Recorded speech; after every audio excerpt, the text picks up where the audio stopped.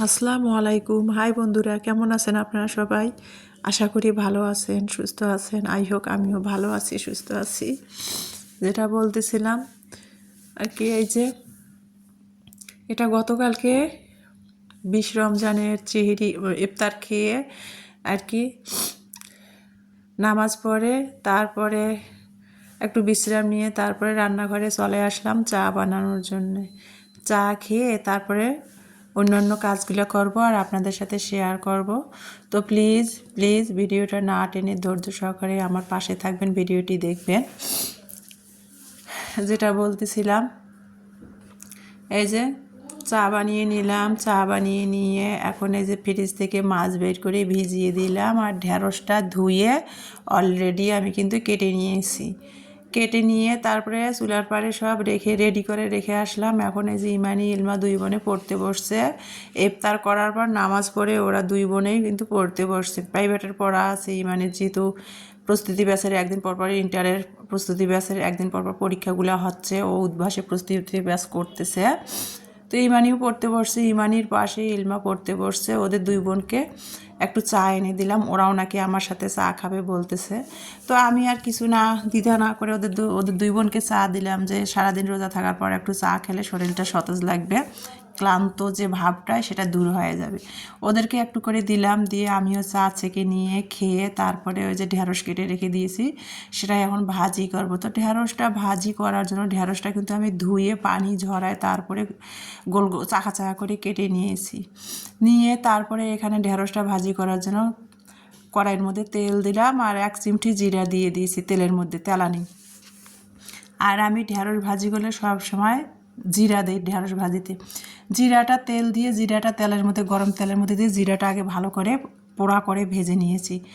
একটা তেজপাতা মাঝখান দিয়ে চিড়ে দিয়েছি আর কাঁচামরিচ দিয়েছি। ঢেঁড়সের সব সময় আমি পেঁয়াজগুলা মানে মোটা মোটা করে কাটি, তো আজকে একটু বেশি চিকন হয়ে গেছে। আর মোটা করে ঢেঁড়সে পেঁয়াজ কেটে দিয়ে ঢেঁড়স ভাজি করলে সেই ঢেঁড়স ভাজিটা খেতে অনেক মজা লাগে।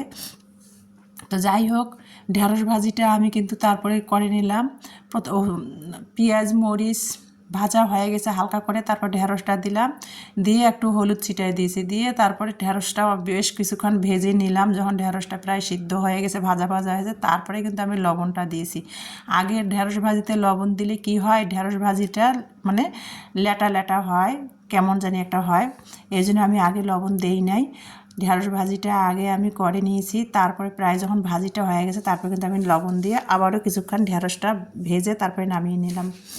আর এই যে তেলাপিয়া মাছটা 2 দিন আগে তো আপনারা দেখছেন বাজার করেছিলাম তেলাপিয়া মাছ।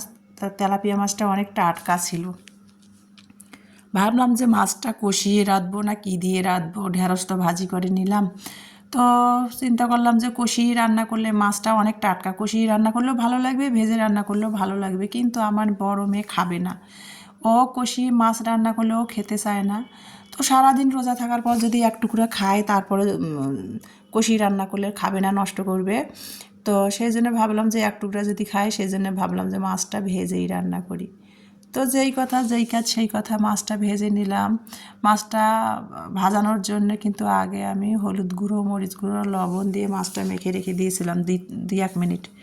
তারপরে ঢেঁড়সটা ভাজি করে নামিয়ে তারপরে কড়াইটা ধুয়ে ওই কড়াইতে তেল দিলাম, দিয়ে মাছটা তেল গরম করে মাছটা ভেজে নিলাম।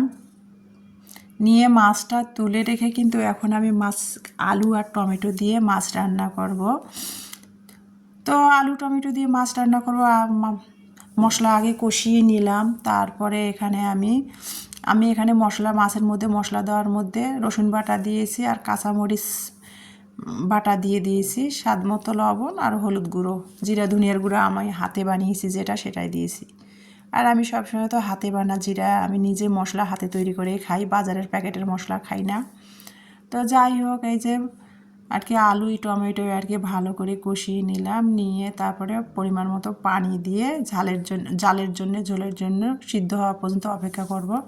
তো এর মধ্যে ঢাকনা খুলে এই যে পানিটা বলক এসে গেছে, আলুটা প্রায় সিদ্ধ হয়ে গেছে, ভেজে রাখা মাছগুলো দিয়ে দিলাম আমি। দিয়ে লবণ চেখে ঢাকনা খুলে নেড়ে চেড়ে তারপরে এই যে মাছটা রান্না করে নিলাম টমেটো আলু দিয়ে, তেলাপিয়া মাছের ঝাল ঝাল ঝোল। নামাবার আগে একটু আমি ভাজা জিরার গুঁড়াও আমি তো সবসময় জিরার মাংসের মধ্যে বা মাছের মধ্যে ভাজা জিরার গুঁড়াটা ব্যবহার করে থাকি। ভাজা জিরার গুঁড়া ছিটাই দিলাম ফ্লেভার ও স্বাদের জন্য, দিয়ে টেবিলের মধ্যে দিয়ে দিলাম। তো দেখতে পারতেছেন এই যে এখানে দুধ জাল করে নিয়েছে আমার মেয়েরা, ভোর চেহারিতে দুধ খাবে। আর এই যে ঢেঁড়স ভাজি, আর আজকে আলু টমেটো দিয়ে মাছের ঝাল ঝাল একটু ঝোল করেছি। তো সেটাই আর কি টেবিলে ঢেকে রেখে দিলাম, সেটাই আপনাদের সাথে শেয়ার করতেছিলাম। তো টেবিলে খাবারগুলো ঢেকে রেখে দিলাম। আগে কিন্তু আমি ইফতার করে নামাজ পড়ে একটুখানি বিশ্রাম করে তারপরে চা বানিয়ে খেয়ে তারপরে ঢেঁড়স ভাজি করলাম, মাছ রান্না করে নিলাম, নিয়ে তারপরে কিন্তু এখন আমি ভাত রান্না করতে আসলাম। যে ভাতের চালটা ধুয়ে রাইস কুকারের মেশিনটা সুইচটা অন করে দিয়ে তারপরে তারাবির নামাজ পড়তে যাব। তো 250 গ্রাম চাল মেপে দিয়ে ধুয়ে তারপরে আমি রাইস কুকারের সুইচটা অন করে দিলাম, দিয়ে অপর সাইডে রাইস কুকারে ভাত হোক। আর এই যে টেবিলে আমি খাবারগুলো সব রান্না করে ঢেকে রাখলাম,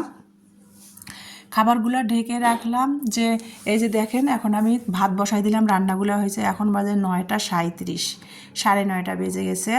তো এখন আমি তারাবির নামাজ পড়তে যাব। টেবিলে খাবারগুলো ঢেকে রেখে দিয়েছি। তো টেবিলে খাবারগুলো ঢেকে রেখেছি সেহরির জন্য, তারাবির নামাজ পড়ে। তো আর তারপরে আর ভিডিও আপনাদের সাথে শেয়ার করা হয় নাই। এটা হলো আজকে রোজ শনিবার 22 তারিখ, মানে 22শে মার্চ, রোজ শনিবার। তো এই যে আমি আর কি শীতের মধ্যে কমফোর্টারটা বের করা হয়েছিল, এটা যদিও মোটা কমফোর্টার না, পাতলা কমফোর্টারটা বেশ পুরা শীতে ব্যবহার করা হয়েছে। তো কম্বল ল্যাপ সেগুলো তো শীতের মধ্যে সব ধুয়ে রোদে শুকায়ে তুলে রেখে দিয়েছি ফেব্রুয়ারি মাসেই। তো ভাবলাম যে এখন আর কি এই যে রোজাও সামনে সামনে যেহেতু ঈদও এসে গেছে, তো ভাবলাম ঈদের ধোয়াধাই গোছগাছ করতেছি, ধোয়া মোছা। তো কমফোর্টারটা ভাবলাম যে আজকে কমফোর্টারটা গতকালকে সামনের রুমের বেডশিটটা বিছানা পরিষ্কার করে দিছি।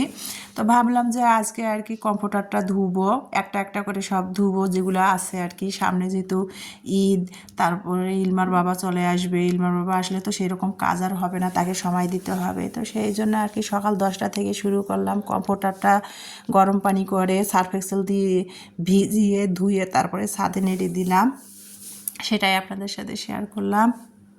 আর রোজা নিয়ে কিন্তু বাজার করা, রান্না করা, ধোয়া মোছা, কুটনো কাটা মানে একেবারে জুলুম হয়ে যায়। যারা হাউস ওয়াইফ, যারা এগুলো করেন, যাদের কেউ হেল্পিং হ্যান্ড নাই, তারাই একমাত্র বুঝবেন আমার কষ্টটা। আর কি বলবো, ব্যাখ্যা করে। তো যেটা বলতেছিলাম, কমফোর্টারটা ছাদে নেড়েই কিন্তু তারপরে বাড়িওয়ালা ভাইদের ছাদে যে কবিতর পালে, সেই পোষা কবিতরগুলো একেবারে ধূসর সাদা। ছাদে উঠলেই কিন্তু আমি কবিতরগুলোর ভিডিও আপনাদের সাথে শেয়ার করার চেষ্টা করি। আমার কাছে ভালো লাগে এর জন্যে। কবিতরগুলো সবগুলো একেবারে ধূসর সাদা, এই জন্য ভালো বেশি লাগে।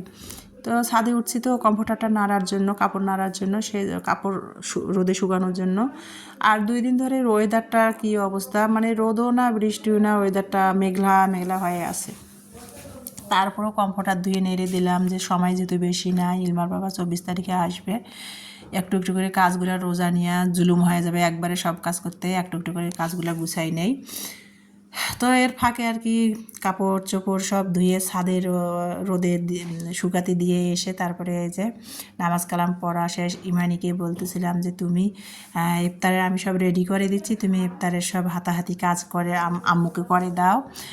তারপরে আর কি বাড়িওয়ালা ভাইদের কাজের খালার কাছে একটু লাউ শাক চেয়েছিলাম, ভাইয়াদের জাংলায় লাউ শাক লাগিয়েছে। আপনারা যারা আমার ভিডিওতে শুরু থেকে আসেন তারা তো দেখেন, রান্নাঘরের জানলা দিয়ে কিন্তু লাউ শাকের জাংলাটা দেখা যায়। খালার কাছে 2টা লাউ শাকের ডাঁটা চেয়েছিলাম, যে খালা 2টা ডাঁটা দেন, শুটকি দিয়ে রান্না করব। খালা সময় পাচ্ছে না, আমাকে বলছে তুমি নিচে নেমে জানলা থেকে কেটে নিয়ে আসো। তো আমি নিচে নেমে লাউ শাকের 2টা ডগা কেটে নিয়ে এসে সেটা কেটে বেছে নিলাম, সেটা তো আপনাদের সাথে শেয়ার করে দিলাম। আর রান্না করব সেটা আপনাদের সাথে শেয়ার করে দিব। এখন ইফতার পর্যন্ত আপনাদের সাথে ভিডিওটা শেয়ার করে দিচ্ছি। তারপরে ইমানি বলতেছিল আজকে ডিম আলুর চপ বানাবে আর বেগুনি। তো সব ওকে রেডি করে দিলাম, ও ভাজতেছিল। আর আমি চলে আসলাম পাড়ার দোকানে। এখন প্রায় 4:30টারও বেশি বেজে গেছে, পাড়ার দোকানে 5টা বেজে গেছে। পাড়ার দোকানে চলে আসলাম, এই যে দেখতে পাচ্ছেন। পাড়ার দোকানে এসে কয়েল নাই সন্ধ্যাবেলা। এখন এত পরিমাণ মশা হয়েছে, বাচ্চারা 2 মেয়ে আমার পড়তে বসে, মশার জ্বালায় আর বই পড়তে পারে না, এত পরিমাণ মশা হয়েছে। তো কয়েল নিয়ে আসলাম পাড়ার দোকান থেকে, আর জিলাপি নিয়ে আসলাম, গুড়ের জিলাপি নিয়ে তারপরে বাসায় চলে আসলাম। এই যে দেখতে পাচ্ছেন 5টা বেজে গেছে। তো এই যে বাসায় চলে আসলাম, বাসায় এসে সিঁড়ি বেয়ে বেয়ে উঠতেছি। আর আজকে রোজ শনিবার, আজকে অফিস আদালত বন্ধ। তাছাড়া আমার বিল্ডিংটাই এমনিতেই নিচতলা, দোতলা, চারতলা প্রতি অফিস, এনজিও ভাড়া। তো আজকে শনিবার, তো আজ সব একবারে বন্ধ, নীরব বিল্ডিংটা। তো যাই হোক, এই যে নিয়ে কী বা পাড়ার দোকান থেকে নিয়ে আসলাম, কয়েল একটা নিয়ে আসছি, সাথে একটা পুরান প্যাকেট নিয়ে গেছিলাম। দোকানদারকে দেখালাম যে কিছুদিন আগে কয়েল ইলমার বাবা নিয়ে গেছিলো দোকান থেকে, কয়েলটা ভালো ছিল না। একই কয়েল, একই সেম টু সেম একই, এই কয়েলগুলা আর কি চায়না কয়েল, 100 টাকা করে নেয় এই যে কয়েলগুলা। নো স্ন্যাক না কি জানি কয়েলটার নাম, 100 টাকা করে কয়েলগুলা নেয় প্যাকেট। কিন্তু কয়েলগুলা ইদানিং নকল বের হয়েছে, মানে কয়েলগুলা না জ্বালালে, কয়েলগুলা ব্যবহার করলে আর কি স্কিন খুব জ্বলে, আর ঢিক গিলা যায় না, গলা ব্যথা করে, স্কিন জ্বলে। কয়েলগুলো নকল বেরি হয়েছে, একেবারে কেউ বুঝতেই পারবে না যে এগুলোর মধ্যে আসল কোনটা, ভেজাল নকল কোনটা। তো দোকানদারকে আমি নকল কয়েলের প্যাকেটটা দেখালাম, দেখে তারপরে বললাম যে অরিজিনাল যেটা সেটাই দেন, দেখে নেন, এই কয়েলটা যদি ভেজাল হয় তাহলে ফেরত দিব আপনাদের। বলে এক প্যাকেট কয়েল 100 টাকা দিয়ে নিয়ে আসলাম, একটা নীল নিয়ে আসলাম, ইলমার ইউনিফর্মের যেহেতু দেওয়ার লাগে। তারপরে এই যে ইমানিকে সব রেডি করে দিয়েছিলাম, ইমানি রান্নাঘরে বসে বসে আলুর চপ, বেগুনি এগুলো ইফতারের জন্য আয়োজন করতেছিল। আর আমি পাড়ার দোকান থেকে কী কী নিয়ে আসলাম সেটা তো আপনাদের সাথে শেয়ার করে দিলাম। তো এই যে আমার একবারে সিম্পল ইফতার আয়োজন। তো আজকে এই পর্যন্ত, আল্লাহ হাফেজ।